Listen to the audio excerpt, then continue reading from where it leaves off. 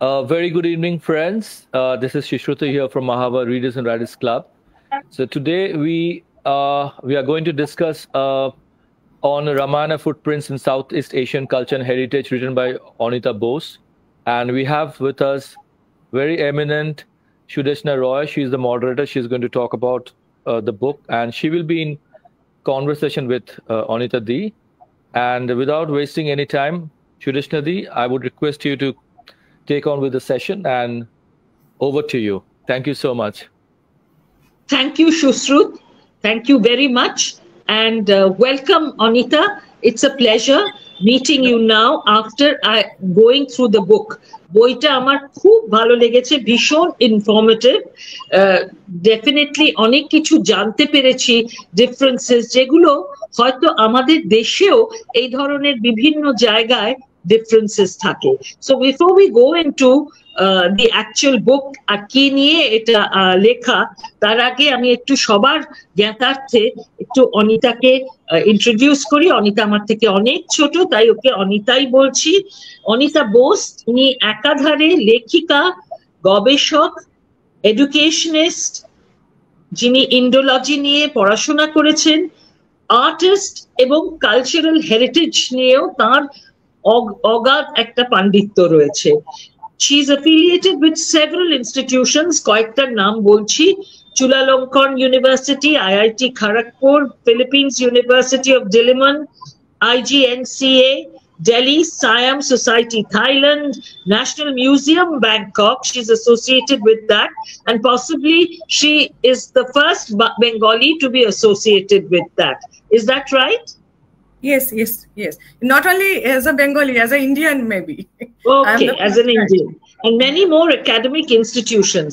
উনি বেশ কয়েকটা বই লিখেছেন on Southeast Asian and Indian history, and she also trains or teaches children Asian language. শুনে খুব ভালো লাগলো একটু আগে যে উনি বাংলাও পড়ান। থাইল্যান্ডে বসে, ব্যাংককে বসে বাংলা পড়াচ্ছেন। সালাম। হ্যাঁ, আমাদের বাংলা ভাষার অস্মিতাকে আপনি আপহোল্ড করছেন। এছাড়া ওনার বই বিভিন্ন ইউনিভার্সিটি, লাইব্রেরিজে এন্ড মিউজিয়ামে রয়েছে। উনি সোশ্যাল ওয়ার্কও করেন এবং বিবেকানন্দর ফলোয়ার কে নয়। Actually, he was such a wonderful person, এবং যা বলেছেন সেটা এত প্র্যাকটিক্যাল এন্ড প্র্যাগম্যাটিক, সেটা যে কোনো শিক্ষিত মানুষ আমার মনে হয় ওকে ফলো করবেন। উনি ওয়ার্কশপস করেন, art workshop, meditative art for wellbeing, mental health, যেটা এখন আমাদের ভীষণ প্রয়োজন পৃথিবীর অবস্থা যা হয়েছে। And she has received honors like the Bengal Pride Global Award in 2023 and Fox Story, India's most influential women of 2023. Ramayana footprints in Southeast Asian culture and heritage, Potochitra of Orissa, Shoptopodi and other stories, festivals of Southeast Asia, এই ধরনের বেশ কিছু বই on cultural themes she has already written. আজকে আমরা Ramayana footprints in Southeast Asia, Asian culture and heritage, সেটা নিয়ে একটু আলোচনা করব। তিনি স্কলারশিপ, ক্রিয়েটিভিটি, বই লেখা, সোশ্যাল ওয়ার্ক সব কিছু একসঙ্গে ম্যানেজ করেন। ছেলে মেয়ে বড় হয়ে গেছে তো তাই জন্য।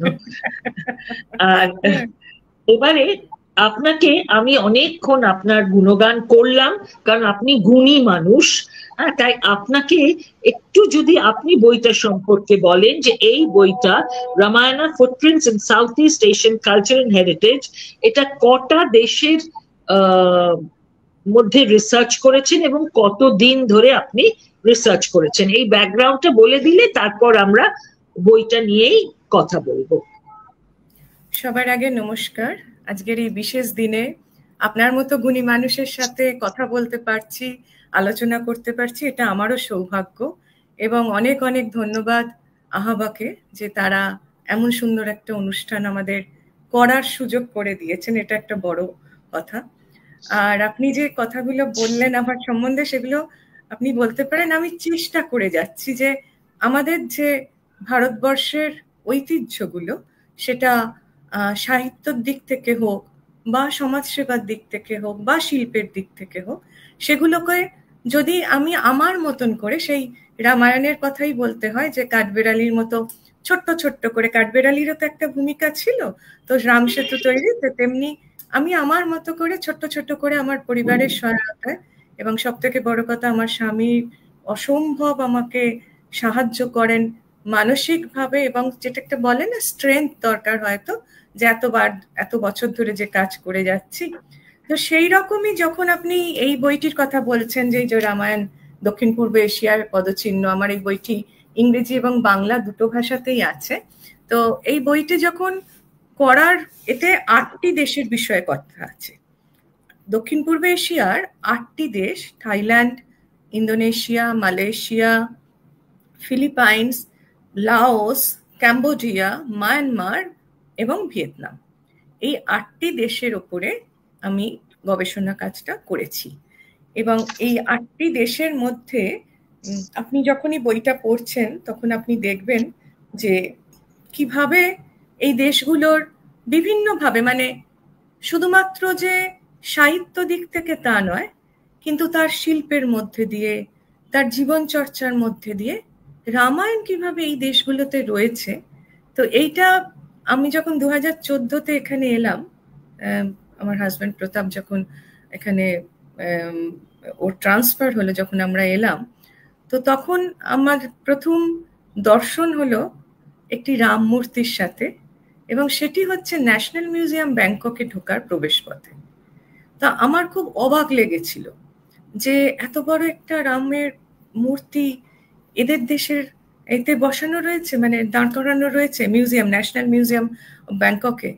তো সেইটি, এবং তারপর এখানকার একটি বিশেষ লাইব্রেরি আছে সিয়াম সোসাইটি, যারা শুধুমাত্র থাইল্যান্ডের নয়, যারা পুরো দক্ষিণ পূর্ব এশিয়ার একটি অত্যন্ত গুরুত্বপূর্ণ লাইব্রেরি, যেখানে আপনি বহু ম্যানুস্ক্রিপ্ট পাবেন, বহু বিষয়ে বই পাবেন।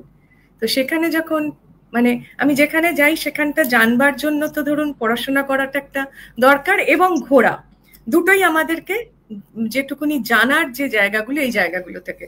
তো যখন ওইখানে গেলাম তখন আমরা অবাক হয়ে দেখলাম যে ওদের একটা সিরিজ অফ লাইব্রেরির একটা অংশ রয়েছে যেখানে শুধু বিভিন্ন দেশের রামায়ণ রয়েছে।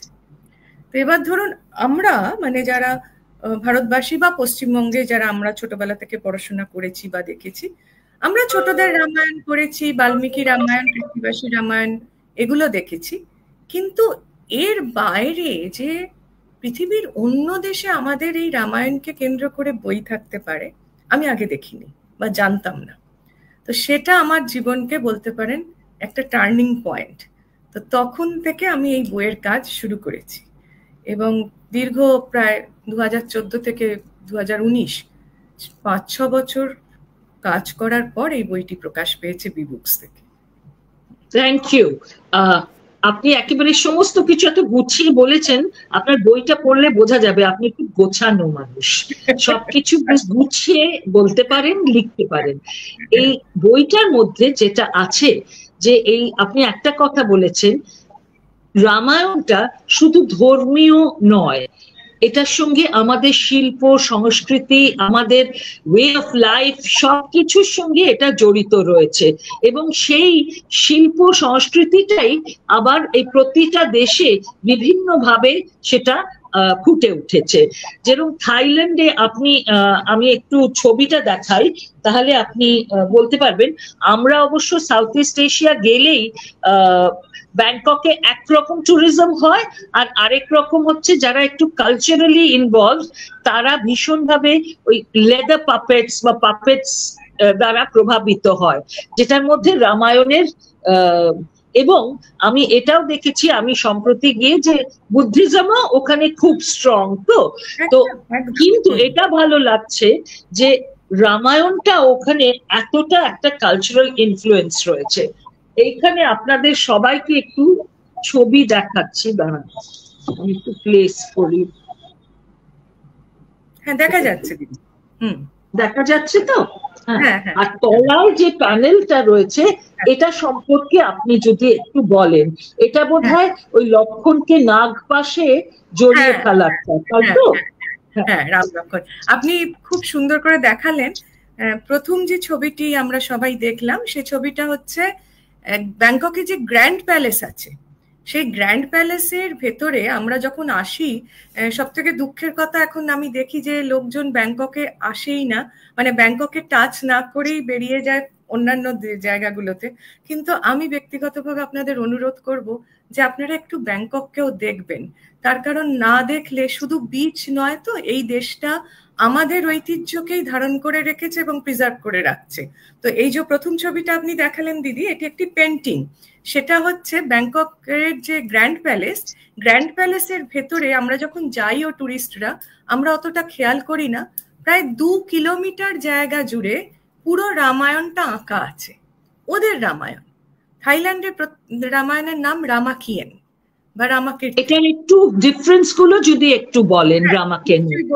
এটা কি বোধহয় এন্ডে সীতা ফিরে আসে এন্ড ওরা হ্যাপিলি এভার আফটার থাকে। দক্ষিণ পূর্ব এশিয়ার বেশিরভাগ দেশ সপ্তম কাণ্ডকে মানে না, ঠিক আছে?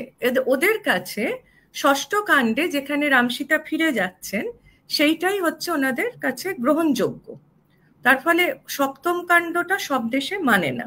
আর আপনি যে নিচের প্যানেলটার কথা বলছেন নাক পাশের, ওইটাই আপনাকে বলছিলাম না যে এরা রামায়ণকে নিয়ে যত রকম স্কাল্পচার করেছে, আমাদের দেশেও আছে, আমাদের দেশেও আছে। এটাই আমরা হয়তো, হ্যাঁ এটা আর একটা, এগুলো ফিমাই বলে একটা জায়গা আছে দিদি, এই থাইল্যান্ডে, মানে ব্যাংকক থেকে প্রায় 250 কিলোমিটার দূর হবে ফিমাই। তো ফিমাই হচ্ছে ভীমের নামে শহর, ভীমায়াপুরা থেকে এখন প্রনাউন্সিয়েশন চেঞ্জ হয়ে ফিমাই এসছে। তো ওখানকার যেসব প্রাসাদ আছে সেই সমস্ত প্রাসাদের এই তৈরি হচ্ছে এইরকম ভাবে। আমাদের পৌরাণিক গল্পগুলোকে স্কাল্পচার গুলো দিয়ে পিলারেতে, লিন্টেলে, মন্দিরেতে আপনি এইসব স্কাল্পচার পাবেন। কোথাও দেখবেন রাম লক্ষ্মণ নাগপাশে বদ্ধ, কোথাও বানর সৈন্য নিয়ে যুদ্ধ করতে যাচ্ছে। আর এটা হচ্ছে আপনি বলছেন, হ্যাঁ হ্যাঁ হ্যাঁ হ্যাঁ, যে এইগুলো। তারপর হচ্ছে লেদার পাপেট, এবং এই যে মুখোশ, আপনি যে ছবিটা দেখাচ্ছেন দেখুন কত মুখোশ। এই শিল্পের একটা বিশেষ ঘরানা। তো মানে আমাদের ছৌ নাচ হয় পুরুলিয়াতে, তো আমাদের পুরুলিয়ার ছৌ নাচের যে মুখোশ ব্যবহার হয় বা ছৌ নাচের যে গল্প, তাও কিন্তু রামায়ণকে কেন্দ্র করে। আবার দক্ষিণ পূর্ব আর একটা হয় আমাদের দেশে, দক্ষিণ ভারতে বিভিন্ন মুখোশের ব্যবহার হয়, কিন্তু এই দেশগুলোতে রামায়ণে মুখোশ ব্যবহারটা খুব কমন। তো সেইগুলো সব। আর আপনি জিজ্ঞেস করছিলেন পার্থক্যটা, যে রামাকিয়েনের সঙ্গে এই আমাদের যে রামায়ণের কি পার্থক্য। রামায়ণটা আমাদের, তো ধরুন যদি বলেন ভারতবর্ষের প্রত্যেকটা রাজ্যেরও একটি করে রামায়ণ আছে, কাশ্মীর থেকে কন্যাকুমারী আমাদের অনেক রামায়ণ আছে, কিন্তু আমরা মূলত 3টে রামায়ণকে বলি, বাল্মীকি রামায়ণ, হিন্দিতে তুলসীদাসী রামায়ণ, বাংলায় কৃত্তিবাসী রামায়ণ। আর দক্ষিণ ভারতে কম্ব রামায়ণ, এটি খুব ইম্পর্টেন্ট, কম্ব রামায়ণ। আরেকটি হচ্ছে অদ্ভুত রামায়ণ। তা আমি দীর্ঘ 6-7 বছর ধরে গবেষণা করতে গিয়ে যেটা দেখেছি সেটা হচ্ছে এই সমস্ত দেশগুলোতে ভারতের প্রভাবটা এতটাই ছিল যে এরা এটাকে মিক্সড করে নিয়েছে। পুরো ঘটনাই যে সবসময় বাল্মীকি রামায়ণের হয়েছে তা নয়, কিছু ক্ষেত্রে তুলসীদাসী রামায়ণ এসছে, কিছু ক্ষেত্রে বাংলার প্রভাব এসছে, কারণ বাংলা তো সব থেকে কাছে থাইল্যান্ডের, 2 ঘন্টা 10 মিনিটের আমাদের প্লেন, তো সব থেকে কাছে, তার ফলে বাণিজ্যটাও অনেক বেশি হতো। তো এই প্রভাবগুলো এসেছে, তার ফলে গল্প কোথাও রাম বড় হয়েছেন, কোথাও হনুমানের বিরাট ভূমিকা, পুরো দক্ষিণ পূর্ব এশিয়ায় বিরাট ভূমিকা। তো এই পার্থক্যগুলো আছে। আরেকটা জিনিস যেটা ইনফ্লুয়েন্সটা খুব বেশি বোঝা যায়, যখন ইন্দোনেশিয়ায় গরুর হচ্ছে ওদের সবচেয়ে বড় একটা প্রতীক, তাই না? ন্যাশনাল এমব্লেম, ওদের ন্যাশনাল এমব্লেম গরুর। সেই গরুরই তো বিষ্ণুর বাহন, এবং রাম তো তাঁরই অবতার, শ্রীকৃষ্ণ তাঁর অবতার। হ্যাঁ, তো এইগুলো আজকে কিন্তু ধর্মীয় পরিবর্তনের পরেও এগুলো কিন্তু সব এখনো রয়েছে as part of their culture. সেগুলো ওরা বাতিল করে দেয়নি, ভালোভাবে গ্রহণ করেছে। সেইটা নিয়ে যদি বলেন, এই যে কোথায় কোথায় আমরা, ধরুন আমরা ব্যাংকক বা থাইল্যান্ডে দেখলাম, এবার ইন্দোনেশিয়ায় কোথায় যাব বা মালয়েশিয়ায় কোথায় যাব? এই যেটা প্রশ্নটা মানে আপনি যে কথাটা বললেন এটা খুব সত্যি ঘটনা, যে ইন্দোনেশিয়াতে মানে থাইল্যান্ডে যখন আসবেন কেউ দেখতে, থাইল্যান্ডের তো ব্যাংককে শুধু নয়, থাইল্যান্ডের বিভিন্ন জায়গায় রামায়ণ সংক্রান্ত অনেক কিছু আছে, কিন্তু থাইল্যান্ড হচ্ছে অ্যাজ এ ধর্মীয় দেশ হিসেবে যদি আমরা ধরি, অ্যাজ পার রিলিজিয়ন এটা বুদ্ধিস্ট কান্ট্রি, কিন্তু বুদ্ধিস্ট কান্ট্রি হওয়া হলেও এরা খুব সুন্দর ব্যালেন্সটা করে রেখেছে। মানে এটা যেন মনে হয় না সেই আমরা যে বিনুনি করি একটা ট্যাপেস্ট্রি, মানে হিন্দু ধর্ম, তারপর ব্রাহ্মণ ধর্ম, তারপর বৌদ্ধ ধর্ম, এটা একটা খুব সুন্দর ট্যাপেস্ট্রির মতন এরা করেছে। আর বৌদ্ধ ধর্মেও দশরথ জাতক বলে একটি গ্রন্থ আছে, সেই দশরথ জাতকের প্রভাবও এদের উপর পড়েছে বৌদ্ধ দেশগুলোতে। হ্যাঁ, দশরথ জাতক আমাদের গ্রন্থ। আর ইন্দোনেশিয়ার কথা যদি আমরা বলি, ইন্দোনেশিয়ার সঙ্গে অঙ্গবঙ্গ কলিঙ্গ আমাদের যে প্রাচীন ইতিহাস, তো এই যে কলিঙ্গ যেটা, সেই কলিঙ্গ হচ্ছে আমাদের এখনকার অধুনা উড়িষ্যা, অঙ্গ হচ্ছে বিহার, বঙ্গ আমাদের বঙ্গদেশ, এবং অধুনা যে কলিঙ্গ হচ্ছে উড়িষ্যা এবং সাম পার্ট অফ অন্ধ্র। চিল্কার হ্রদটা যদি আপনি মনে করেন তাহলে বুঝতে পারবেন যে আপনার কতটা ছিল। তো এই অঙ্গবঙ্গ কলিঙ্গ এর একটা বিরাট প্রভাব প্রাচীন ভারতবর্ষ থেকে বহুকাল ধরে হয়েছে। আমরা শুধু মানে বাণিজ্যর দিক থেকে নয়, ভারত মহাসাগরকে কেন্দ্র করে যে যাত্রা হয়েছিল, ভারত মহাসাগরের থ্রু দিয়ে আমরা মিশর থেকে শুরু করে বহুদূর পৌঁছে গেছি। তা আজকের এই বিশেষ দিনে, আজকে সকালেই আমার একটা অনুষ্ঠান ছিল যেখানে আমি বলছিলাম যে মা দুর্গার যে পরিব্যাপ্তি, সেটা সিভিলি থেকে ননা, গ্রিস থেকে আজারবাইজান অব্দি ছড়ানো আছে মা দুর্গার পদচিহ্ন। তো এই যে আমাদের থেকে যে ট্রেডার্স, লোকে শুধু বলে যে বাণিজ্য হয়েছে, নিশ্চয়ই বাণিজ্য হয়েছে, বাংলারই তো কথা ছিল বাণিজ্যে বসতে লক্ষ্মী, বণিকরা তো বেরোতেন, আমাদের সত্যনারায়ণ ব্রত কথাও তো তাই। শুধু তাই নয়, আমাদের ধরুন চাঁদ সদাগর, পরবর্তীতে ইভেন রবীন্দ্রনাথ যখন লিখেছেন তখনও জাহাজে করে স্টিভিডোর, এটা ছিল বাঙালির একটা মানে প্রথাগত ব্যবসা যাকে বলে, এবং আমাদের রক্তে ছিল। তার ফলে উড়িষ্যারও তাই। তার ফলে ইন্দোনেশিয়ার কথা যদি আপনি জিজ্ঞেস করেন, ইন্দোনেশিয়াতে ভীষণভাবে প্রভাব রয়েছে, এবং ওরা ধর্মটা পুরোটাই চেঞ্জ হওয়ার পরেও, বালি ছেড়ে দিলাম, বালি হিন্দু ধর্ম ফলো করে, কিন্তু বাকি ইন্দোনেশিয়া তারা তো ইসলাম ধর্মকে ফলো করে, কিন্তু সেইখানে দেখবেন আপনি তারা রেগুলার রামায়ণের অভিনয় করছে। তো আমি যোগজাকার্তাতে এবং জাভাতে যখন গেছি, তো তখন আমি ওনাদেরকে জিজ্ঞেস করেছি, যোগজাকার্তাতে ব্রাহ্মণানের যে মন্দির, মানে ক্যাম্বোডিয়ার আঙ্কর ভাট মন্দিরের পরের যে পৃথিবীর বৃহত্তম মন্দির, সেটি হচ্ছে ব্রাহ্মণানের মন্দির। তো সেই ব্রাহ্মণানের মন্দিরে রবীন্দ্রনাথ দেখেছিলেন 1927 সালে, যখন সুনীতিবাবু রবীন্দ্রনাথ গিয়েছিলেন তখন ওনারা দেখে এসেছিলেন। আমি অনেক রেফারেন্স আছে ওটার। হ্যাঁ, 2019-এ আমরা যখন গেছি তখন আমরা দেখেছি ওই রামায়ণ ওখানে হচ্ছে, এবং সে যে কি অদ্ভুত দর্শন, ওই বিরাট মন্দির, তার বিশালতা, আকাশের নিচে আপনি দেখছেন যে আপনাদের বাল্মীকি আমাদের দেশের একটি মহাকাব্যকে তারা করছে, হনুমান লঙ্কা দহন করছে। তো তখন হওয়ার পর আমি ওখানকার ম্যানেজারের সাথে কথা বলছিলাম, শিল্পীদের সাথে কথা বলছিলাম, তো আমি জিজ্ঞেস করেছিলাম যে আপনারা কিভাবে করেন, আপনারা তো বৌদ্ধ নন, আপনারা কিভাবে এইটা করছেন? দেখাতে চাই লঙ্কা দহনের, এই যে লঙ্কা দহন, এটা ব্রাহ্মণানের মন্দিরে।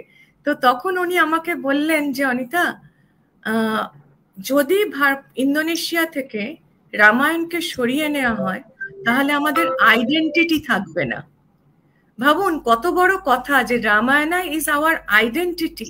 একজন ইন্দোনেশিয়ান ভদ্রমহিলা আমাকে বলছেন, এবং আমাকে উল্টে উনি প্রশ্ন করছেন যে আচ্ছা তোমার কি মনে হয় যে রামায়ণের দর্শন কি শেখালো রামায়ণ আমাদের? তো তার ফলে এর যে পরিব্যাপ্তি না, আপনি জাকার্তা থেকে যোগজাকার্তা অ্যাকচুয়ালি কথাটা আমাকে ওখানকার যিনি একজন প্রফেসর বলেছিলেন, জানিতা যোগজাকার্তা হচ্ছে যজ্ঞ কর্তা, যজ্ঞের যিনি কর্তা সেই থেকে অপভ্রংশ হয়ে যোগজাকার্তা এসছে। কারণ আমাদের যেটা আপনি বলছেন এরকম অনেক ওয়ার্ড আছে যেগুলো সংস্কৃত শব্দ থেকে উদ্ভূত, যেরকম সিরি, সেটা তো শ্রীরাম। একদম একদম একদম শ্রীরামা মানে শ্রীরাম। এই মানে সংস্কৃত, স্বামীজি বলেছিলেন স্বামী বিবেকানন্দ এক জায়গায় বলছেন যে ভারতবর্ষের এই ব্যাপ্তির একটি মূল কারণ হচ্ছে আমাদের সংস্কৃত ভাষা। হ্যাঁ, এগুলি হচ্ছে মালয়েশিয়া আর ইন্দোনেশিয়ার ছবি। খুব ইন্টারেস্টিং দিদি, যে আপনি যে প্রশ্ন করছিলেন না, মালয়েশিয়া ডেফিনেটলি ইন্দোনেশিয়ার মতো নয়, ডেফিনেটলি নয়। ওদের পলিটিক্যাল চিন্তা ভাবনা অন্যরকম। তার ফলে 1970-এর পর থেকে মালয়েশিয়াতে এইগুলো করা একটু অন্য ধরনের হয়ে গেছে। কিন্তু আমি খুব সৌভাগ্যবশত গুলাম মুস্তাফা স্যারের সাথে পরিচিত ছিলাম। উনি কোভিডের সময় চলে গেলেন। তো গুলাম মুস্তাফা স্যারের প্রচুর কাজ আছে। আর এই মুহূর্তে রামিল ইব্রাহিম স্যার আমাদের পদ্মশ্রীও পেয়েছেন। রামিল ইব্রাহিম স্যার মালয়েশিয়াতে কাজ করছেন। তো ওনারা এই যে পাপেট শো যেটা আপনি বলছিলেন, লেদার পাপেট, এই লেদার পাপেটটা কিন্তু পুরো দক্ষিণ পূর্ব এশিয়ায় রামায়ণকে নিয়ে দেখানো হয়। থাইল্যান্ড বলুন, ইন্দোনেশিয়া বলুন, মালয়েশিয়া বলুন, এখন একটু কমে গেছে। কিন্তু ওদের রামায়ণের নাম হচ্ছে হিকায়েত সেরি রামা, হিকায়েত সেরি সিন্তা বলছে, কোথাও সিন্তা বলছে, কোথাও সীতা বলছে, কোথাও সিদা বলছে, কিন্তু তাকে অস্বীকার করার কোথাও জায়গা নেই। অ্যাবসলিউটলি। তো এখানে এটা দেখা যাচ্ছে যে একটা কালচার এবং লিটারেচার এবং হেরিটেজের কাছে অ্যাকচুয়ালি ধর্মের কুটকচালির কোনো জায়গা নেই এখানে। এটা হচ্ছে ওয়ে অফ লাইফ, তাদের মানসিক এক্সপ্রেশন। আমাদের দেশেও আমি দেখেছি যে ওই আমাদের মেদিনীপুরে যারা পটচিত্র করেন তারা কিন্তু অনেকেই ইসলাম ধর্ম উদ্ভূত। আবার যখন আমরা ইয়েতে যাই, আমাদের কাঁথা স্টিচ করা হয় বীরভূমে, আমি কিছুদিন আগেই দেখেছিলাম একটা পুরো রামায়ণটা কাঁথা স্টিচে এঁকেছে, হ্যাঁ, সেই মানে স্টিচ করেছে, সেটাও করেছেন কিন্তু একজন মুসলিম মহিলা। সুতরাং এই লিটারেচারের উপরে কোনো কারুর সেরকম মানে it's a part of life, এটা আমাদের জীবনের অঙ্গ বলা যেতে পারে। এবং এটা শুনে ভীষণ ভালো লাগছে যে ইন্ডিয়ার বাইরে সাউথ ইস্ট এশিয়ায় সেখানে অল থ্রু প্রতিটা রাজ্যে রামায়ণের একটা করে প্রভাব আছে, কম বেশি, কোথাও বেশি কোথাও কম। আপনি আমাকে একটা জিনিস বলুন, এটা আমার খুব মানে এটা পড়ার পর থেকে মনে হয়েছে, ধরুন আমরা আপনি তো 7-8 বছর ওখানে রয়েছেন, সুতরাং আপনি অনেক ঘুরতে পেরেছেন, আমাদের পক্ষে তো তা সম্ভব নয়। কিন্তু যদি আমরা কোনো এরকম একটা ট্যুর করি, which is the Ramayana tour, ওটাকে সাজাবো কি করে? না, সেটা সাজাতে অ্যাটলিস্ট একটু সময় দিতে হবে। আমি 10 বছর আছি, আপনারা 10টা দিন বা 15টা দিন আপনাদের অন্তত দিতে হবে, কারণ কোনো জিনিসই ভালোভাবে দেখা যায় না। আমি সেটা আপনাদেরকে, আমার বইটা যারা পড়বেন, আমি বলতে পারি আপনারা আমার বইটা পড়লে আপনারা ভীষণ ইচ্ছে করছে যেতে, বহু জায়গার কথা জানতে পারবেন। এবং সেখানে থাইল্যান্ড, ইন্দোনেশিয়া, ক্যাম্বোডিয়াতে না গেলে তো আপনি বুঝতেই পারবেন না যে ক্যাম্বোডিয়াতে। এবং খুব ইন্টারেস্টিং হচ্ছে ভিয়েতনাম, ক্যাম্বোডিয়া। আগে আমি একটু দেখাই, লাওস খুব ছোট্ট একটা দেশ, কিন্তু দেখুন স্থপতি, ইটস ইনক্রেডিবল। এখানে সেগুলো রয়েছে। ওই যে মন্দিরটা আপনি দেখাচ্ছেন, হ্যাঁ, যে মন্দিরটা আপনি দেখালেন লাওসের, ওইটি হচ্ছে ভগ্নদশা। হ্যাঁ হ্যাঁ হ্যাঁ, ওটা হচ্ছে মহেন্দ্র পর্বত বলে একটি পাহাড় আছে। পাহাড়ের নামটাও দেখুন দিদি, নামটা হচ্ছে মহেন্দ্র পর্বত। মহেন্দ্র পর্বতের ওপরে পাকসি বলে ওরা, পাকসি, ওইখানে একটি শিবের মন্দির, ওটা একটি শিবের মন্দির। এবং ওই মহেন্দ্র শিবের মন্দিরে আমি যখন গেছি 2017 সালে, মানে জাস্ট স্ক্রোল করে ধরুন ওপরে উঠেছিলাম, মানে সিঁড়িগুলো প্রায় ভেঙে গেছে। এখন হ্যাঁ, এএসআই এখন কাজ করছে, কারণ ভূমিকম্প হয় তো, ভূমিকম্পে মানে ঝড় বৃষ্টিতে নানাভাবে পুরনো জিনিসকে ঠিকভাবে না রাখলে হয়ে যায়। এখন ভারতবর্ষের সাথে যুক্তভাবে লাওস গভর্নমেন্ট এগুলোর রেকটিফাই করছে, আবার করছে।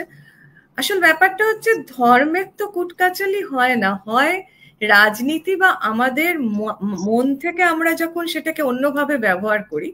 তার ফলে এই যে লাওস যে বলছি, লাওস একটা ছোট্ট দেশ, কিন্তু লাওসের লুয়াং প্রাবাং, বা যদি আপনি এই লাওসের তিন রকমের রামায়ণ আছে।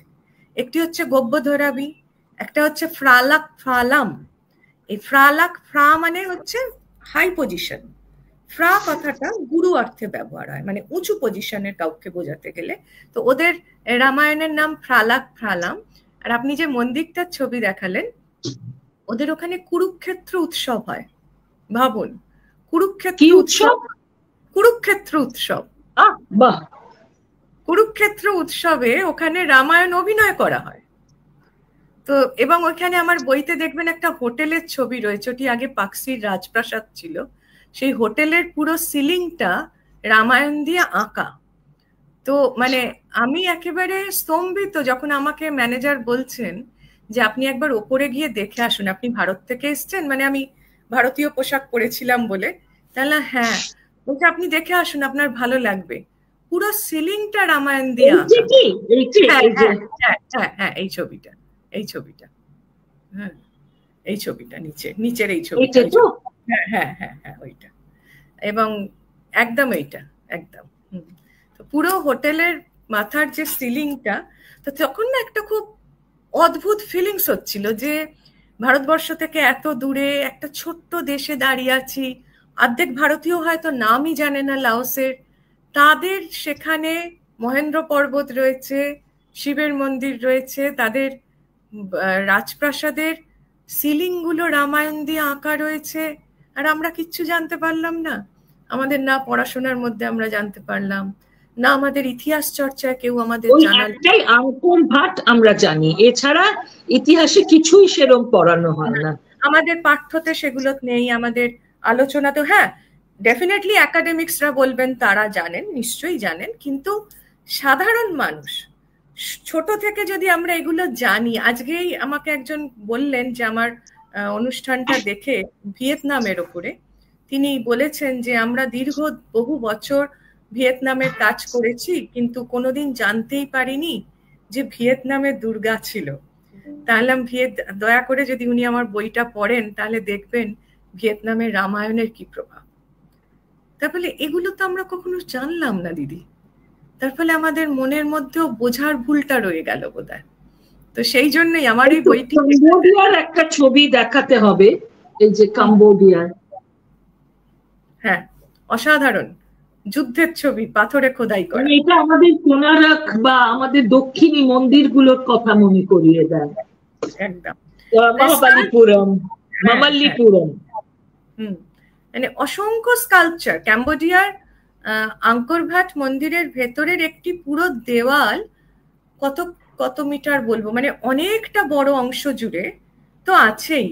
কিন্তু এটা কিন্তু শুধু আঙ্কর ভাট নয় দিদি, ক্যাম্বোডিয়াতে বেওয়ান আছে, আঙ্কর থম আছে, বান্তেই শ্রী একটি ছোট মন্দির, লক্ষ্মী মন্দির, তাতে আছে অসংখ্য ভাস্কর্য, অসংখ্য ভাস্কর্য রয়েছে।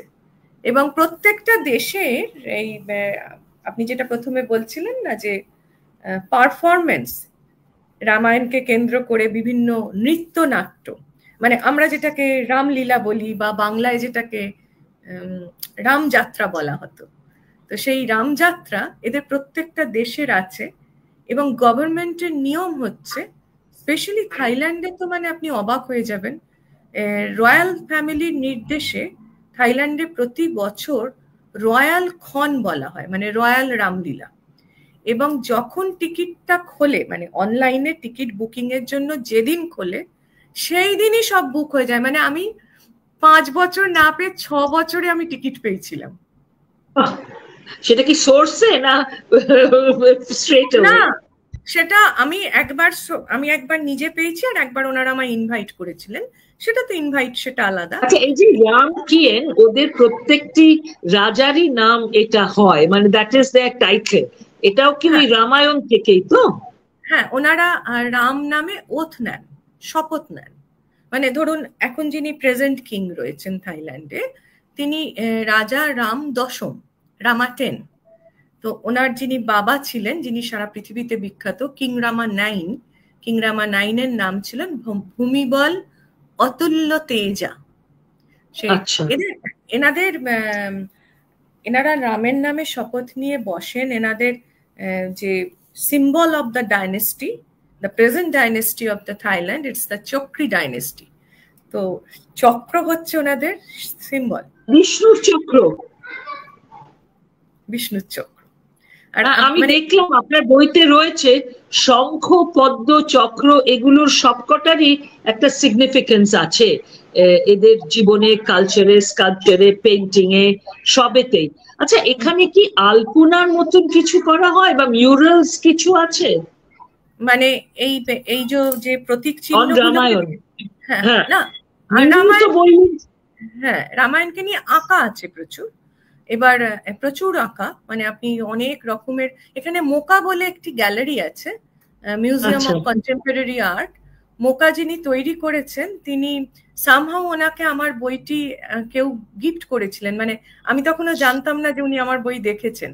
আপনারা যদি এখন যান মোকা গ্যালারি দেখতে, উনি একটা রুমই করেছেন আলাদা রামায়ণের ওপরে, এবং যে কি অপূর্ব থাই আর্টিস্টদের আঁকা দিদি, আপনারা মুগ্ধ হয়ে যাবেন। মানে অ্যাস্থেটিকনেস যেটাকে বলা হয় থাইল্যান্ডের, অ্যাস্থেটিকনেস অসাধারণ।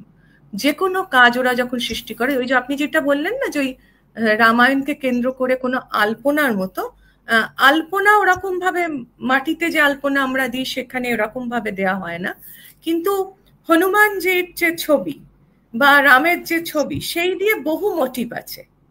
স্পেশালি ধরুন রয়্যাল কোনো এমব্লেমে, বা ধরুন থাইল্যান্ডেরও তো ন্যাশনাল এমব্লেম হচ্ছে গরুড়া, হ্যাঁ, তো সেখানে আপনি যখনই স্ট্যাম্পটা পড়বে দেখবেন গরুড়া স্ট্যাম্প পড়ে, এবং হ্যাঁ, এবং বিষ্ণু ওখানে সর্বত্র, বিষ্ণু সর্বত্র রয়েছে। আপনি ইভেন যখন থাইল্যান্ড থেকে, কিন্তু ওরা basically it's Buddhism, but Hinduism and Islam they all coexist, তাই তো?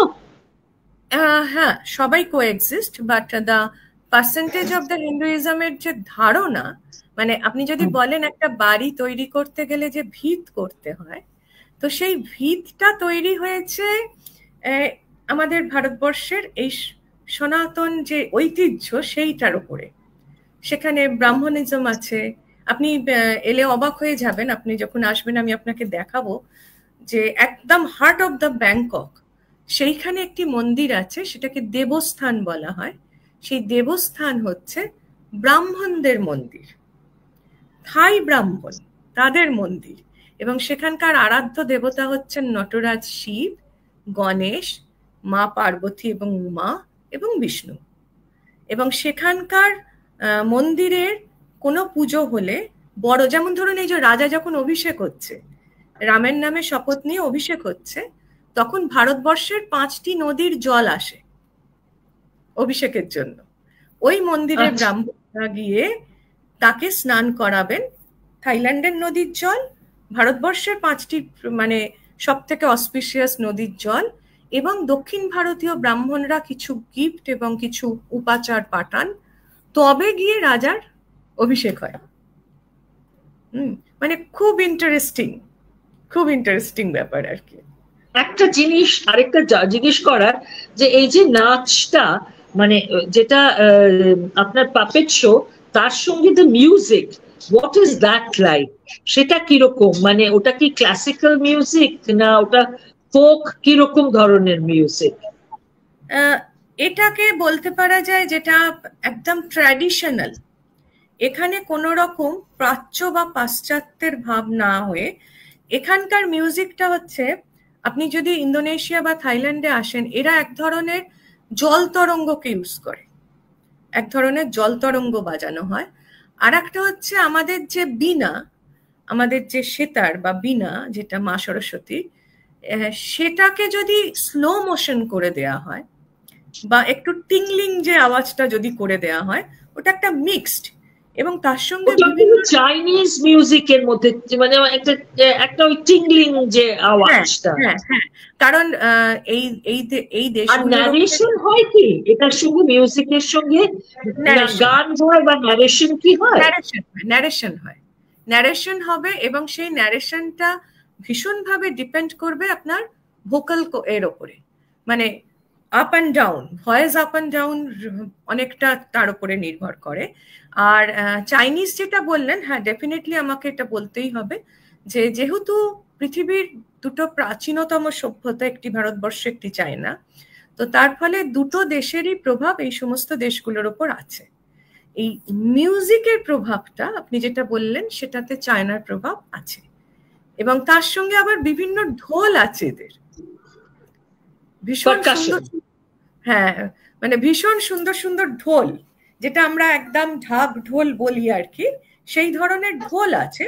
But that's depend on the layer of the leather, এবং ওই স্ট্রিং কিরাম আছে, তার আওয়াজটা হয়তো ভিন্ন হতে পারে, কিন্তু এসরাজের মতন মিউজিক আছে, অনেক কিছু আছে। Before I open the thing to the public, আপনি আমাকে বেসিক্যালি যদি একটু এখানকার রামায়ণে কিভাবে কি ধারায় চলে সেটা যদি একটু আপনি আমাদের সবার সঙ্গে শেয়ার করেন। মানে রামায়ণের গল্পটা বলছেন না, মানে রামায়ণ হচ্ছে সেটা? আচ্ছা, গল্প আমি বলছি ইন্দোনেশিয়াটাই ধরুন। ইন্দোনেশিয়াতে হোয়াইট মাঙ্কি, ওরা হনুমানজির ওপরে খুব বেশি প্রাধান্য দেয়, ঠিক আছে? তো তার ফলে আপনারা যারা যদি বালিতে গেছেন, অনেকেই বালিতে গেলে দেখবেন ওখানে একটা স্পেশাল পারফরমেন্স হয়, তাকে কেচাক পারফরমেন্স বলে। তো কেচাক পারফরমেন্স একটা সমুদ্রের ধারে উঁচু পাহাড়ের ওপর হয়, যেখানে সাদা হনুমান মা সীতাকে কিরম ভাবে রক্ষা করবে, সেখান থেকে কিভাবে নিয়ে আসবে, মানে অশোক বনে যদি দেখা হয় তাহলে কি কি ঘটনা হয়েছে সেই ঘটনাগুলোর ওপর হয়। এবং সেখানে কোনো মিউজিকের ব্যবহার হয় না, কোনো ভোকাল সাউন্ডও থাকবে না, কোনো মিউজিকও থাকবে না, শুধু হনুমানরা যদি চাক চাক চাক চাক করে পুরো ঘটনাটা ওইটাকে দিয়ে দেখানো হয়। তো এটা হচ্ছে ওকে, এটা ন্যাচারাল সারাউন্ডিংসে হয়, এটা ন্যাচারাল সারাউন্ডিংসে হয়, একদম খোলা পাহাড়ের ওপরে, পাশে সমুদ্র, ঠিক সানসেটের আগে এটা হয়। এটা একটা যেমন হয়, তেমনি এই যে রামায়ণের যে ধারা, সেই রামায়ণের ধারাতে মোটামুটি যতগুলো দেশ, শুধু ইন্দোনেশিয়া বলবো কেন, মোটামুটি দক্ষিণ পূর্ব এশিয়ার যে দেশগুলো, তারা আমাদের লাওস, তারপরে ফিলিপিন্সের রামায়ণ, মানে Philippines and Vietnam is very marvellous, মানে ভীষণ অন্য ধরনের। কারণ দিদি এবার দেখুন, থাইল্যান্ড বুদ্ধিস্ট কান্ট্রি, ইন্দোনেশিয়া বা মালয়েশিয়া ইসলামিক কান্ট্রি, কিন্তু ফিলিপাইন্স তো Christian country.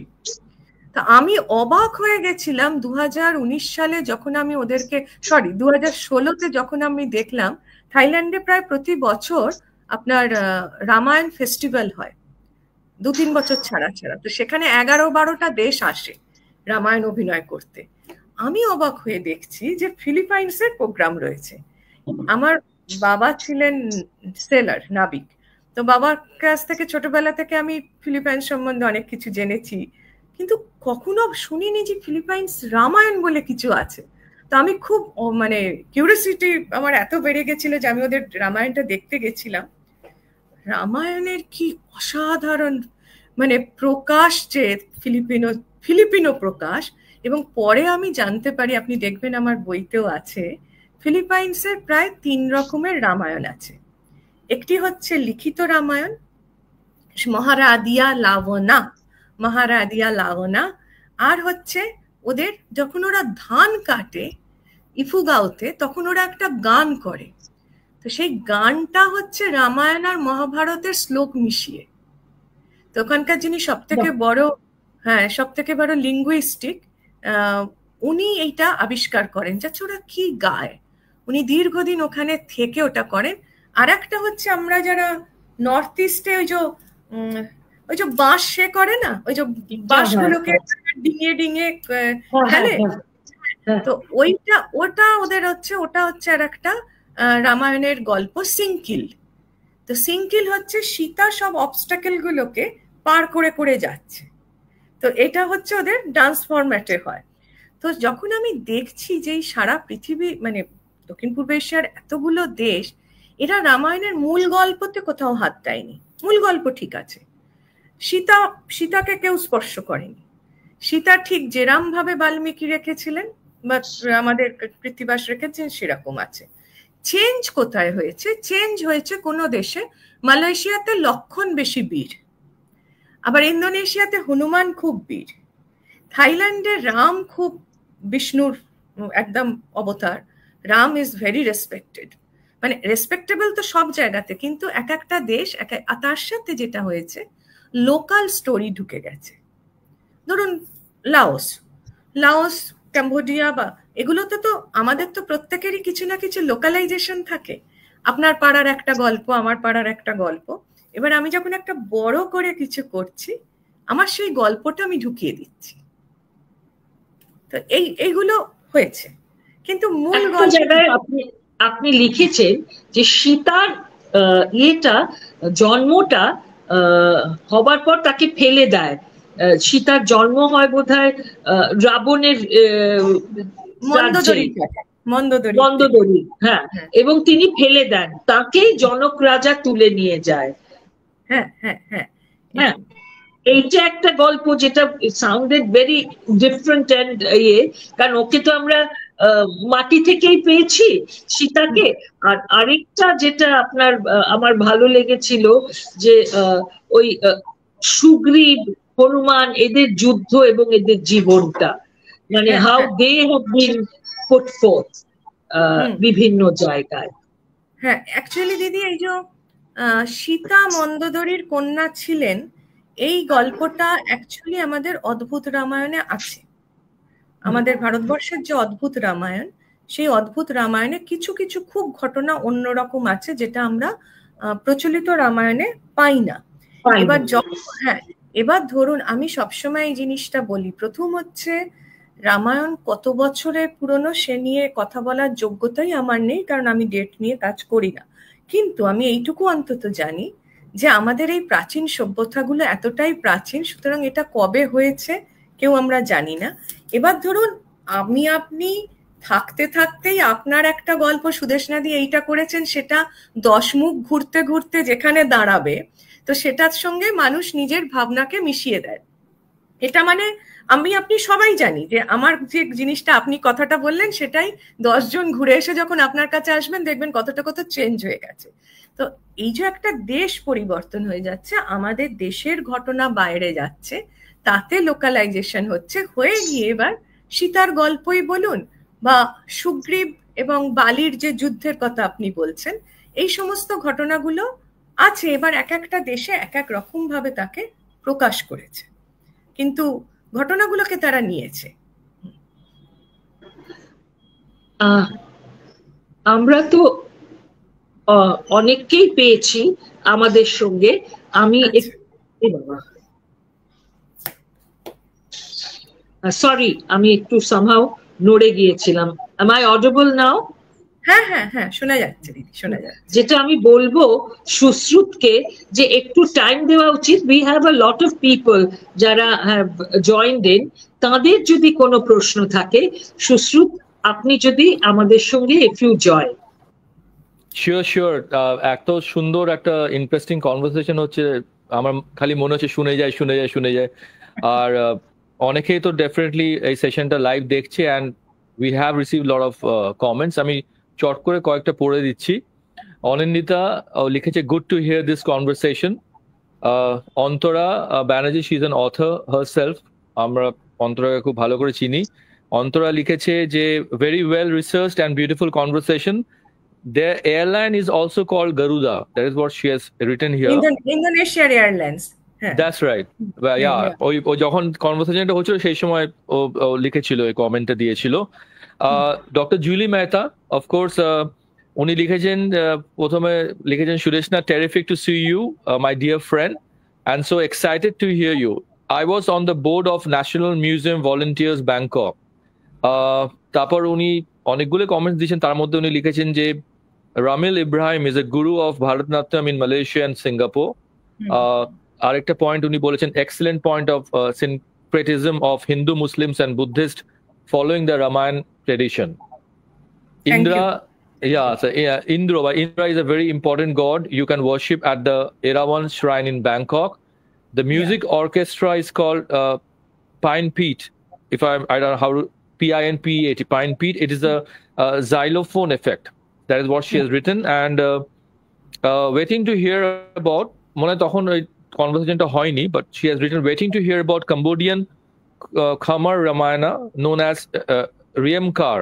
It's R-E-M-K-R. That's right. And your experience in researching how it is the most different in its ending. এটা কি অনিতা দি আপনি কিছু বলবেন এটাতে? হ্যাঁ, ওই যে রিয়েমকার যখন হচ্ছে, এই যে খমের রাজারা ছিলেন, এই খমের রাজারা ছিলেন হচ্ছে আমাদের পরবর্তীকালে এরা বৌদ্ধ ধর্মকে অনুসরণ করেছে, কিন্তু এরা শৈব প্রধান দেশ ছিল। খমের রাজারা মূলত শৈব প্রধান ছিলেন। তার ফলে আপনারা যদি ক্যাম্বোডিয়া যান, আপনারা প্রচুর দেখবেন শিবের শিবলিঙ্গ, এবং ওখানকার যিনি একজন বিখ্যাত খামের রাজা, তার মূর্তি আমাদের ন্যাশনাল মিউজিয়াম ব্যাংককে আছে। তো উনি, ওটাকে বলা হয় শিবের মূর্তি, কিন্তু ওনার মুখ যেন বসানো, কারণ ওগুলো হচ্ছে রাজ পরিবার থেকে কমিশনড ওয়ার্ক। যখন কমিশনড ওয়ার্ক করা হয় তখন দেবরাজা কনসেপ্ট একটা খুব খুব জনপ্রিয় এবং খুব political concept of south East Asian politics. এটা হচ্ছে দেবরাজা। সব ধর্মই এটা ছিল, বা সব রাজনীতিতেই রাজাকে ভগবান মনে করা বা তার মানে সেই জিনিসটা ছিল, ইভেন ক্রিশ্চিয়ানিটিতেও ছিল। হ্যাঁ, না কিন্তু এখানকার দেবরাজা কনসেপ্টটা দিদি একটু অন্যরকম। এখানকার দেবরাজা মানে হচ্ছে বিষ্ণু এবং শিবের মিলন, মানে যে হরিহর যেটা আমাদের ছিল না, সেই কনসেপ্টটা। সব থেকে বেশি হরিহর মূর্তি পাওয়া গেছে ওই জন্য সাউথ ইস্ট এশিয়াতে, মানে এত হরিহরর মূর্তি আমরা আমাদের ভারতবর্ষেও দেখিনি। কিন্তু এদের যে কনসেপ্টটা, সেটা হচ্ছে দেবতা, রাজা যখন দেবতা হিসেবে হবে তখন তিনি শিবের মতন ত্যাগী। শিব তো কখনো রাজা হননি, Vishnu is a king, but Shiva is an ascetic. শিবের প্রধান এই হচ্ছে ত্যাগ।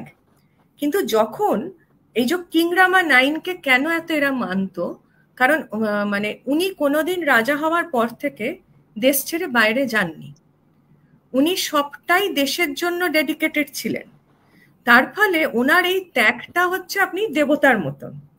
বাট যখন তুমি অ্যাডমিনিস্ট্রেশন করছো তখন you are a king, you have to take the lot of decision, তোমাকে করতেই হবে।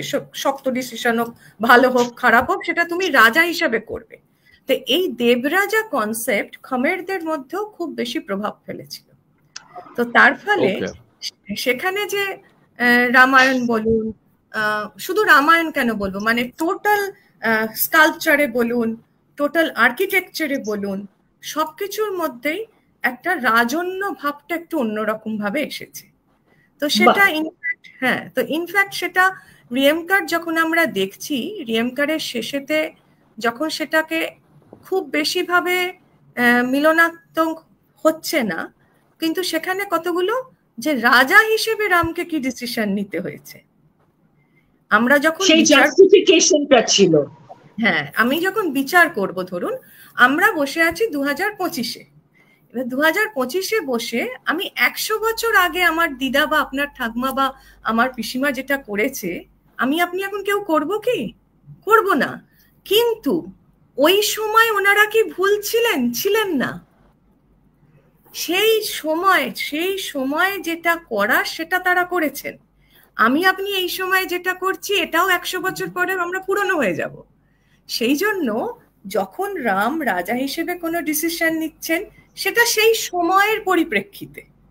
এবার রাজ পরিবারগুলো সেটা নির্ধারণ করছে। যেমন এই প্রসঙ্গে আমার মনে হলো, থাইল্যান্ডের প্রত্যেকটা রাজা যখন রাজপাট গ্রহণ করেন, তার একটি অবশ্য কর্তব্য থাকে রামায়ণকে রিরাইট করার, রামায়ণ লেখার।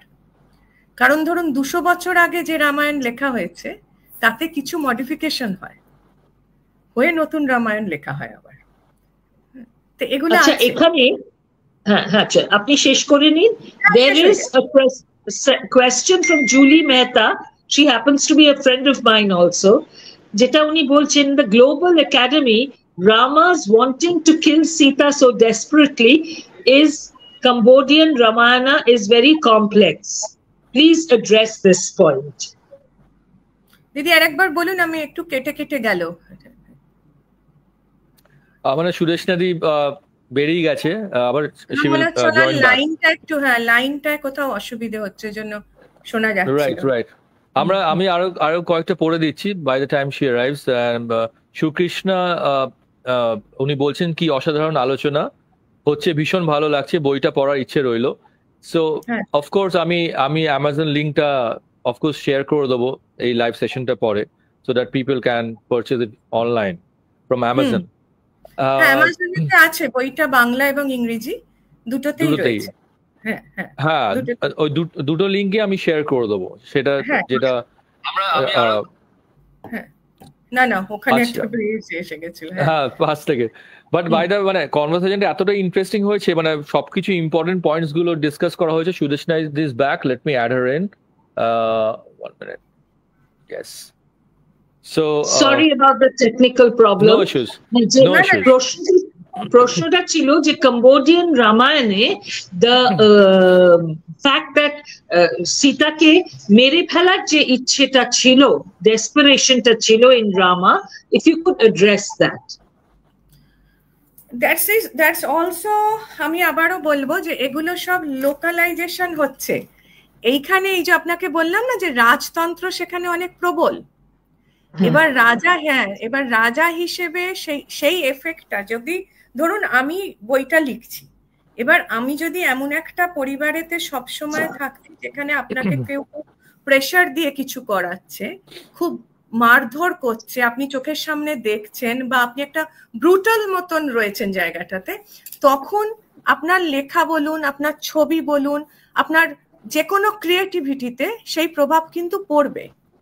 তো যখন এইখানে ক্যাম্বোডিয়ার ক্ষেত্রেও কিন্তু ক্যাম্বোডিয়ার পরিস্থিতি অনেক অন্যরকম ছিল রিগার্ডিং থাইল্যান্ড। যদি থাইল্যান্ডের সঙ্গে তুলনা করেন বা অন্য দেশের সঙ্গে তুলনা করেন, ক্যাম্বোডিয়ার পরিস্থিতি অন্যরকম ছিল। আমি ব্যক্তিগতভাবে মনে করি যে সেই প্রভাব লেখার মধ্যে পড়েছে। এটা আমাদের বাল্মীকি রামায়ণ বা তুলসীদাসী রামায়ণ বা ওই রামায়ণের প্রভাব নয়, এটা লোকালাইজেশন হয়ে যাচ্ছে। সেই লোকালাইজেশন থেকে, যেমন ধরুন থাইল্যান্ডে একটি গল্প খুব প্রচলিত, নংতক বলে।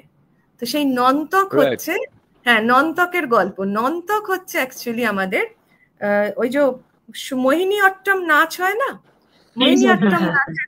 মোহিনী অট্টম নাচেতে বিষ্ণু যে নাচতে নাচতে সেই মাথার ওপরে যে সেই যখন সেই অসুর বর পেল যে কাকে আমি হাত দেবো আর সে ধ্বংস হয়ে যাবে, তারপর সে পার্বতীর পেছনে ছুটতে শুরু করলো যে ওকে বিবাহ করবেন, এবং তখন বিষ্ণু তখন তার সঙ্গে মোহিনী রূপ ধরে নাচতে নাচতে নিজেই যখন মাথায় হাত দিল, তখন সেও মাথায় হাত দিল এবং পুড়ে ছাই হয়ে গেল, ভস্মাসুর বদের আর কি মোহিনী অট্টম।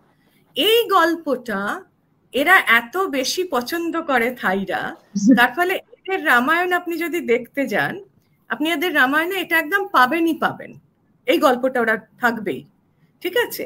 আবার হনুমানজি যখন লঙ্কা পার করছেন, সমুদ্র পার করছেন, তখন ওই যে ছায়া রাক্ষসী যিনি সেই ছায়া টেনে নামাবেন বলেছিলেন যে হনুমানজিকে যেতে দেবেন না, সুরসা এবং রাক্ষসী সুরসার যে গল্প, এটি থাইদের খুব পছন্দের জায়গা, যে হনুমান কিরম ভাবে তার সঙ্গে ফাইট করবে, কিভাবে পেট পেটে বেরিয়ে আসবে।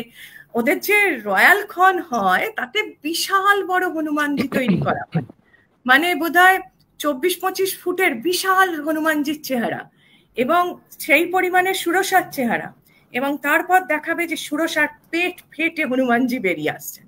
So that's all are very localisation, যে লোকাল মানুষের রুচি, লোকাল সংস্কৃতির ওপরে এগুলো খুব ডিপেন্ড করে। আমি এটা মনে করি, অন্যদের অন্য মত থাকতে পারে, আমি এটা মনে করি। সুশ্রুত, দুজনের কমেন্ট আমি পড়বো। Ruma Chakraborty, she is also an author and খুব সুন্দর স্কেচ করেন অ্যান্ড খুব ভালো লেখেন। তো রুমাদি লিখেছে, রামায়ণ থেকে রামকিন, থাইল্যান্ড থেকে ইন্দোনেশিয়া, আমাদের মহাকাব্যের সুদূর প্রসারের কথা জেনে খুবই ভালো লাগলো, অসাধারণ। আর আরেকজন Partha, he is my friend, উনি আইটি সেক্টরে কাজ করেন অ্যান্ড ব্রিলিয়েন্ট ফটোগ্রাফার। তো উনি লিখেছেন, ভীষণ সুন্দর আলোচনা, সংস্কৃত লেখা বাল্মীকি রামায়ণ, সংস্কৃত লেখা বাল্মীকি রামায়ণে রাম ভগবান ছিলেন না, উনি ছিলেন অতি উৎকৃষ্ট মানের পুরুষোত্তম এক রাজা। ইন্দোনেশিয়া ব্রাহ্মণের সময় বালিতে অপূর্ব সুন্দর রামায়ণ নৃত্য নাটক দেখার অভিজ্ঞতা হয়েছে আমার। যেটা উনি লিখেছেন এখানে। আর এছাড়া তো সবাই খুবই, যেটা আমি বলছিলাম অনিতের দিকে, যে সবাই সেশনটা খুব এনজয় করেছে, and এত ইনফরমেটিভ একটা session, and lot of people they are looking forward to purchase the copies of the book. এটা তো বাংলা ইংলিশ দুটোতেই আছে, so I'm going to share, right, so I'm going to share the Amazon link as well. Online পাওয়া যাচ্ছে? আচ্ছা, আপনি কিছু দেখাতে চেয়েছিলেন ক্রাফটস এন্ড, হ্যাঁ, এই যে এটা হচ্ছে রাম সীতার ছবি দিয়ে, এটা হচ্ছে হাত পাখা, হ্যাঁ, এটা হচ্ছে হাত পাখা। আরেকটি হচ্ছে আমার কাছে আছে, আমি আমার অ্যাকচুয়ালি অনেক কালেকশন, কিন্তু এই মুহূর্তে মানে এটা একেবারে ওদের কালচার ডেইলি লাইফে ঢুকে গেছে, একদম ডেইলি লাইফে। এটি হচ্ছে রাম এবং সীতার কাঠের মূর্তি। এটি আমি এই যে খুব সুন্দর, দারুণ। হ্যাঁ, এইগুলো হচ্ছে আমাদের যে এই যে কাঠপুতলি হয় না রাজস্থানে, এইগুলো দিয়ে এরা নাটক করে, রাজস্থানি পাপেটস এর মতন দেখতে। এটা আমি গ্রহণ করেছি, মানে সংগ্রহ করেছি যোগজাকার্তা থেকে। তো আবার যদি আপনি বেতে যান, মানে সুরাবাইয়া, আমি সুরাবাইয়া গেছিলাম। সুরাবাইয়াতে যে ক্র্যাতন বা প্যালেস আছে, সেই সুরাবাইয়া প্যালেসের পেছনে বাটিকের কাজ হয়, যেটা ইন্দোনেশিয়ান বাটিক, যেটা রবীন্দ্রনাথ জাভা নিয়ে এসেছিলেন।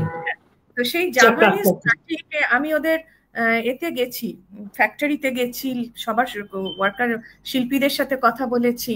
তো ওই জাপানিজ বাটিকের যে প্রিন্টের যে একটা তো হচ্ছে ট্যান্টিং বলে, যেটাকে মোম দিয়ে আঁকা হয়, আর একটা আছে ওদের, আমরা যেগুলো ব্লক প্রিন্ট বলি, ওই রকম লোহার ব্লক আছে। তো সেই ব্লকগুলো আমি মিউজিয়ামে দেখে এসেছিলাম বলে আমি ওদের জিজ্ঞেস করছিলাম, সেই লোহার ব্লকগুলোতে গরুরা, রাম, সীতা করা আছে। তো মানে ভাবুন যে অনেকটা আমাদের বালুচরী শাড়ির আঁচলের মতো। আরেকটা জিনিস আমি খুব দেখেছি, এই শান্তিনিকেতনে উনি এনেছিলেন, ওই যে পিকক শান্তিনিকেতনে করা হয়, তার কিন্তু খুবই সাউথ ইস্ট এশিয়ার প্রভাবটা ওটার মধ্যে রয়েছে, বা গরুর বা পিকক বা ইভেন মাছের।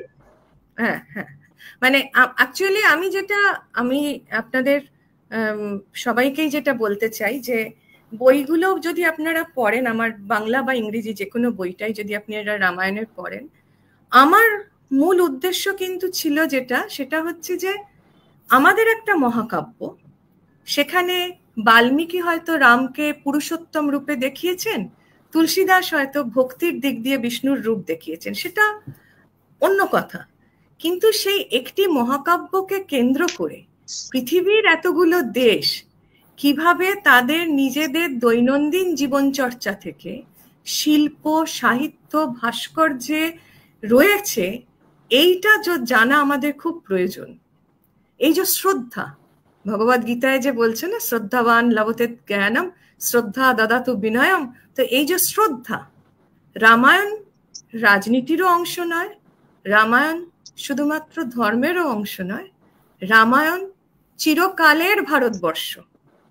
রবীন্দ্রনাথ যে কথা বলে গেছেন, আমি শেষ করব সেই কথা দিয়ে, যে রামায়ণ মহাভারতকে বিচার করিবার মতন ঔদ্ধত্য না দেখানোই ভালো, কারণ রামায়ণ মহাভারত শুধুমাত্র কাব্য নয়, রামায়ণ মহাভারত ভারতবর্ষের ইতিহাস, জীবন্ত ইতিহাস, এবং সেই দলিল এখনো প্রবাহমান এই সমস্ত দেশগুলোতে। তার ফলে আমি অনুরোধ করব, বইগুলো পড়ুন। আমি নিজে দীর্ঘ 6 বছর ধরে কাজ করছি, ফিল্ডে থেকে কাজ করছি, কোনো ইন্টারনেট দেখে কাজ করা নয়। প্রত্যেকটা দেশে গেছি, মানুষের সঙ্গে মিশেছি, সংগ্রহ করেছি, সেই সমস্ত ছবি রয়েছে। এবং আমার পরবর্তী বই যেটা নতুন বেরিয়েছে, festival of south east Asia, সেখানেও হিন্দু ধর্ম, ভারতবর্ষ, বৌদ্ধ ধর্মের কি প্রভাব, যে ভালো প্রভাব, সেই প্রভাবগুলো নিয়ে কি করে মানুষ এখনো বাঁচছে, সেগুলোর উপরেই আমি কাজ করছি। আপনারা পড়লে আমি খুব আনন্দ পাবো, তবে আমার কাজের সার্থকতা আসবে। Thank you very much. আর আপনি যেটা বললেন সেটা ঠিকই, যে এটা অ্যাকচুয়ালি হচ্ছে শুধু ইতিহাস না, it's a way of life, it's our culture. আর আরেকটা জিনিস, ইটস গ্রেট লিটারেচার, সাহিত্য হিসেবে বোধ রামায়ণ এবং মহাভারত। এবং আমরা যখন সিনেমা করি তখন আমরা বলি যে কোনো গল্পই কিন্তু ওই রামায়ণ মহাভারতের বাইরে নেই, সব গল্পই আলটিমেটলি ওখানে বলা আছে, আমরা শুধু সেটাকে আধুনিক পরিপ্রেক্ষিতে ফেলছি। So you've done a great job, and I'm very very thankful to Ahava যে আমাকে আপনার সঙ্গে এই সেশনটায় বসতে দিয়েছে, so I could read the book thoroughly. I had to, but I didn't need too much persuasion. I read it in a trice. I was in Shantiniketan, and it's আমার কোনো TV বা কিছু ওখানে নেই, সেই জন্য আমি এই বইটাই ওখানে বসে পড়তে পেরেছি, and it's very racy read and you get to know a lot.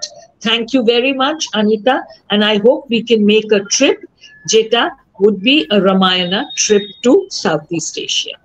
আমি খুব খুশি এবং আমি ধন্যবাদ জানাচ্ছি, সবথেকে বড় ধন্যবাদ হচ্ছে সুশ্রদ্ধাকে আহ্বার তরফ থেকে যে আমাকেও আপনাদের সঙ্গে পরিচয় করিয়ে দেওয়ার জন্য এবং সুদেশ নাদির সঙ্গে এমন সুন্দর একটি কথাবার্তা আলোচনা হওয়ার জন্য। এবং আমি অপেক্ষা করব নিশ্চয়ই যে আপনারা একটা রামায়ণ ট্যুর করবেন এবং আপনি তার থেকে কিছু বানাবেন, সেটা আমার কাছে আরো বেশি ইন্টারেস্টিং, এবং আমি খুব অধীর আগ্রহে অপেক্ষা করব যে আপনার এই দৃষ্টিভঙ্গি থেকে আপনি কিছু আমাদেরকে দেখাবেন আরো, যেটা আমাদের খুব প্রয়োজন। এবং আমরা যোগাযোগ রাখবো, এবং যারা যারা ঘুরতে চান, জানতে চান, তারা আমার সাথেও যোগাযোগ করতে পারেন এবং বইগুলোতেও অনেক কিছু পাবেন। আবার একবার সবাইকে এবং সব দর্শকবৃন্দকে আমার অনেক ধন্যবাদ, তারা যে ধৈর্য ধরে এতক্ষণ শুনছেন। Thank you so much from Ahaba readers and writers club. আমি কি বলবো, সব তো আমরা ডিসকাস করলাম, আর এত ইন্টারেস্টিং সেশন অনেক দিন পর হলো। সুদেশ নাদি এগ্রি করবে এটাতে। আর thank you, it's our pleasure Anita di to have you here with us. I'm sure that the listeners, those who are watching the session live, of course they are going to purchase the copies of the book. Of course I'm going to meet you in person when you are here in India. You will be here in Kolkata, and of course I'm looking forward to. And Sudesh Nadiyo নিশ্চয়ই আমি দেখা করব, এবং সবাই ভালো থাকবেন, পুজো ভালো কাটুক।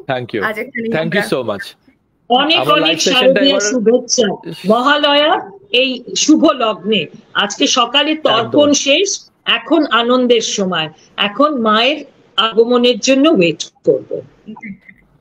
খুব একটা ইম্পর্টেন্ট দিনে আমাদের এই সেশনটা হলো, সেটা আমার আরো খুব ভালো লাগছে সেটার থেকে। ঠিক আছে, থ্যাংক ইউ সো মাচ। আমি লাইভ সেশনটা এন্ড করছি। Thank you.